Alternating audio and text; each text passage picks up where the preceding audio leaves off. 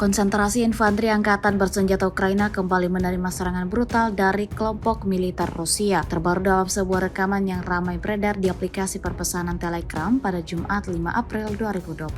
Dalam cuplikan rekaman menampilkan momen anggota militer Vladimir Putin yang menghantam posisi Ukraina dengan tembakan yang presisi. Hasilnya sesuai dengan apa yang diharapkan kelompok militer Rusia, terjadi ledakan dahsyat disertai dengan kobaran api yang sangat besar. Prajurit musuh yang berada di dalam konsentrasi sigap keluar dan melarikan diri seperti yang terlihat jelas dalam rekaman. Narasumber menyebutkan rekaman ini merupakan penghancuran radar P-18 musuh di wilayah Kharkov oleh kru UAV Zala dan Lancet. Tercatat bahwa sejak awal tahun ini Angkatan Bersenjata Ukraina telah kehilangan sedikitnya 6 radar jenis ini.